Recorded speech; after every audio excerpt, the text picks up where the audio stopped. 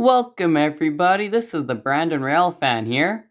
Today will be the very first episode of Histories of. And today we're going to be covering my first engine, even though technically I got 3 at the same time.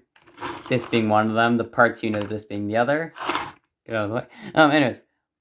But I classify this as my first engine because it's my favorite of the 3. And it's one I gravitate to the most. And that is my Lifelike CN6502. Now, essentially what happened was, I think it was 10, 12 years ago-ish. My parents bought a pool table from I found my friend, and it actually came with a train set on it. The tracks were all ripped up and everything. I actually still have all the original set. And I sold the original cars because I didn't like them. They offended me, honestly. Well, there's still quite a bit of it, though.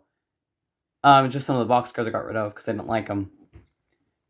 But anyways, that's how I got into possession of this engine.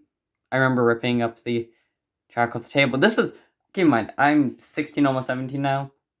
So that was like, I was no older than 6 or 7. I was probably more around 4 or 5. And I found it real fun. But essentially, this stuff goes into a storage box.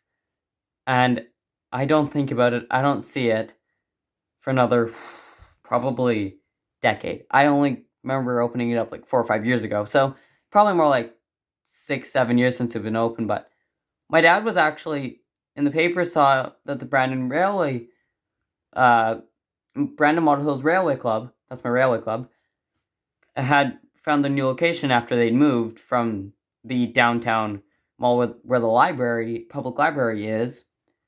And he's actually going to donate this stuff to them, and they tend to sell it off because they only run DC, not DCC, not DC. Sorry, my voice is starting to go out a little bit. Sorry, everybody. But yeah. And I remember one day I actually went looking for a tram, which, no, I never found. It turns out we never had one. But a tram, because I remember having it set up around the Christmas tree. It was actually houses from that old set. With some track. No engines, though. And I actually found the box with all this old Lifelike stuff in it, and the track and that. I went up, set up an oval. It was the worst oval you've ever seen, because the pieces were old, they were breaking, fish plates were missing, but it ran. And I had to mock up a control too, but this engine gave me issues, but it ran. The other one, parts unit, wasn't working. I found that out. So it's remained dead. It's a parts unit now. This guy isn't. This guy works. But then I ran this one, and oh man, even though the back truck was broken, I love that thing. And ever since then, I've been into trains. Like, I used to play with Thomas and friends before. Like, there wasn't railway in that, but nothing compared to this.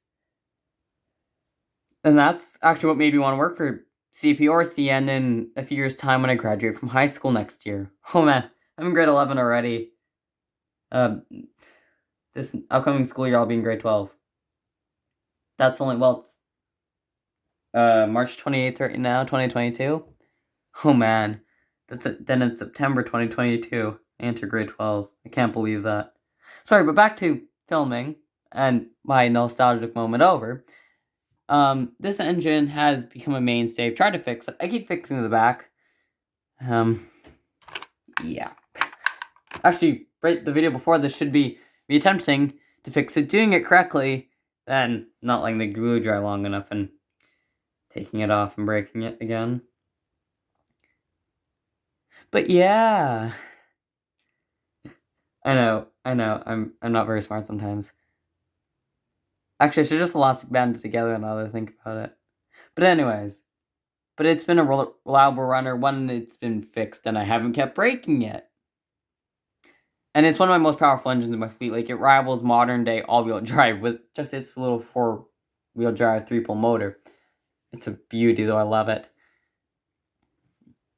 Oh yeah, there's another side, by the way. It just looks like a happy little CM face, you know what I mean? Happy little CM face. It's the other side. But yeah, this is my favorite engine. Sorry for that plastic squeaking, it hurts my ears, I know. It probably hurts y'all's ears too.